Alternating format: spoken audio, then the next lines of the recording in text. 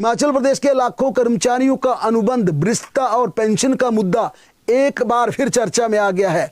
कई विभागों में कर्मचारियों की वरिष्ठता को अनुबंध कार्यकाल से जोड़ना बंद कर दिया है, जिससे कई कर्मचारी पेंशन से बाहर हो गए हैं। उधर दूसरी तरफ कई विभागों ने कोर्ट के आदेशों पर अनुबंध काल से वरिष्ठता का लाभ देने शुरू कर दिया है। एक ही प्रदेश में कर्मचारियों को लेकर अलग अलग नियमों ने राज्य के अधिकारियों को उलझा कर रख दिया है। इसी को लेकर मुख्यमंत्री सुखविंदर सिंह सुक्खू अब 11 फरवरी को इस मुद्दे पर आला अधिकारियों के साथ बैठक करेंगे। अनुबंध अवधि की वरिष्ठता, वित्तीय लाभ और पेंशन देने पर मुख्यमंत्री सुखविंदर सिंह सुक्खू खुद फैसला लेंगे।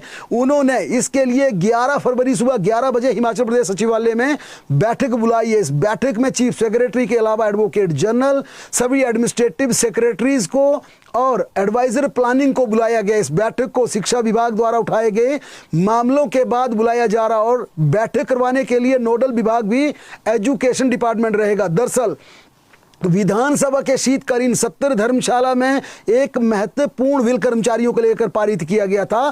पारित किए गए कर्मचारी सेवा शर्त विधेयक के कारण अब कोई भी प्रशासनिक विभाग अनुबंध की वरिष्ठता और इंक्रीमेंट के साथ साथ पेंशन के लिए अनुमति नहीं दे रहा है। कर्मचारियों को अनुबंध की वरिष्ठता और इंक्रीमेंट का लाभ सिविल सप्लाई के लेखराम बनाम हिमाचल सरकार के मामले में हाई कोर्ट से मिला है। ये सुप्रीम कोर्ट से भी कंफर्म हो गया है। दूसरी तरफ अनुबंध अवधि को पेंशन में गिने जाने का फैसला आयुर्वेदा विभाग से गए शीला देवी केस से मिला था और यह भी सुप्रीम कोर्ट तक अपलोड हुआ। लेकिन अब कर्मचारी बिल पारित होने के बाद राजभवन से अभी तक इसकी अनुमति नहीं मिल पाई है और कोई भी विधेयक, कोई भी बिल तब तक लागू नहीं माना जाता जब तक राजभवन का ठप्पा नहीं लग जाता, जब तक गजट में उसकी पब्लिकेशन नहीं हो जाती, जब तक नोटिफिकेशन जारी नहीं हो जाती। यही कारण है कि इस बीच की अवधि में असमंजस पैदा हो गया। दूसरी तरफ कोर्ट जा रहे अनेक मामलों के कारण प्रशासनिक सचिवों पर लगातार दबाव बढ़ रहा है। अब मुख्यमंत्री की अध्यक्षता में होने वाली बैठक में यह तय होगा कि राज्य सरकार गवर्नर के फैसले का इंतजार करेगी या इससे पहले कोई ऑप्शन तलाशी जाएगी। इससे पहले ताज मोहम्मद और लेख राम केस में आए फैसले को भी राज्य सरकार ने सुप्रीम कोर्ट में चुनौती दी है, लेकिन वहां अभी तक कोई सुनवाई नहीं हो पाई। आपको बता दें कि कर्मचारी बिल पारित होने के बाद से शिक्षा विभाग में अनुबंध की पेंशन के मामले रोक दिए गए हैं। हालांकि इसी विभाग में अनुबंध की वरिष्ठता और इंक्रीमेंट का कुछ लाभ कैडर में दे दिया है। धर्मशाला कॉलेज से आए एक रिटायरमेंट के मामले में 24 नवंबर को उस शिक्षा निदेशक ने शिक्षा सचिव से क्लैरिफिकेशन मांगी थी। इसका जवाब अभी तक नहीं गया। दूसरी तरफ मंडी से आए असिस्टेंट लाइब्रेरियन के मामले में महालेखाकार ने उच्च शिक्षा निदेशक से स्पीकिंग ऑर्डर मांगा था, जो सरकार की क्लैरिफिकेशन न आने के कारण नहीं हो पाया था। इन सभी मामलों पर अब सीएम सुक्खू 11 फरवरी को बैठक कर अंतिम फैसला लेंगे, क्योंकि असमंजस की स्थिति यहां पर बन गई है। हिमाचल प्रदेश के सरकारी स्कूलों के शिक्षकों का विदेश दौरा मार्च या अप्रैल महीने तक अब टल सकता है। यह बड़ी खबर है क्योंकि टीचर्स पर यह बड़ी ब्रेकिंग है। फरवरी में शिक्षकों को सिंगापुर व कंबोडिया भेजने का प्रस्ताव था, लेकिन अभी तक शिक्षकों के नाम फाइनल नहीं हो पाए हैं।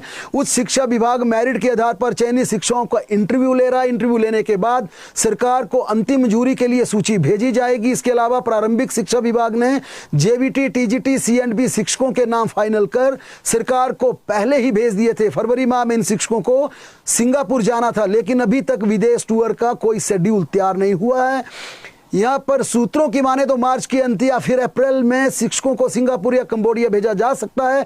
इसके पीछे सबसे बड़ी वजह हिमाचल प्रदेश में प्रस्तावित स्कूल शिक्षा बोर्ड की परीक्षाएं मानी जा रही हैं। ऐसे में कई स्कूल प्रबंधन ने भी विदेश दौरे के प्लान को बदलने की मांग भी उठाई है और सूची भी फाइनल नहीं हो पाई है। इसके चलते ये मामला मार्च के अंत तक या फरवरी के पहले सप्ताह तक लटक सकता है। हालांकि जिन देशों में टीचर्स को भेजना है वहां पर मार्च के बाद गर्म मौसम हो जाएगा। क्या सरकार फिर इस पर क्या फैसला लेती है, इस पर थोड़ा सा इस पर इंतजार करना पड़ेगा।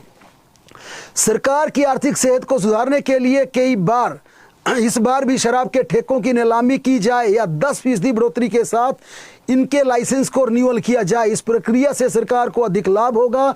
इसे लेकर विभागीय स्तर पर मंथन शुरू हो गया है। मार्च के पहले सप्ताह से इस बाबत प्रक्रिया शुरू हो जाएगी।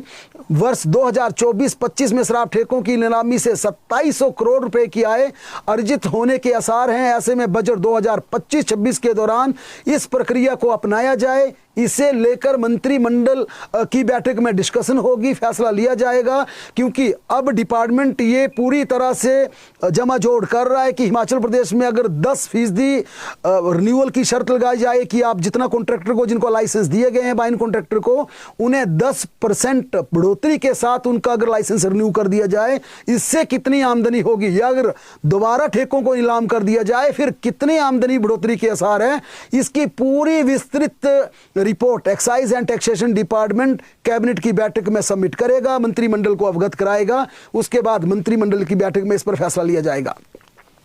दिल्ली में आज 70 सीटों के लिए वोटिंग करीब करीब अंतिम चरण में पहुंच गई है। आज शाम 6 से 7 बजे तक ये वोटिंग चलती रहेगी।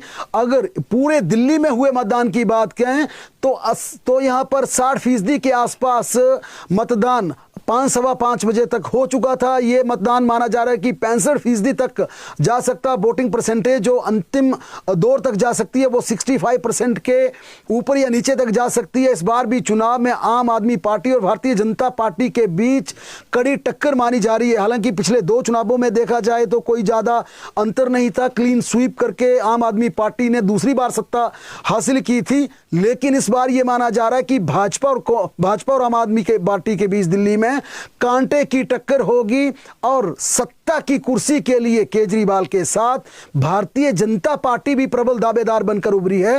हालांकि इस बार कांग्रेस भी अपनी सियासी जमीन तलाशती दिख रही है, लेकिन माना जा रहा है कि अंतिम क्षण में जिस प्रकार से भारतीय जनता पार्टी हावी हो रही थी, या यूं कहें कि जब केंद्रीय बजट आया उसमें कर्मचारियों को 12 लाख तक टैक्स की छूट दी गई, उसके बाद भारतीय जनता पार्टी के रथ को रोकने के लिए या उन्हें लंबे अंतराल के बाद सत्ता में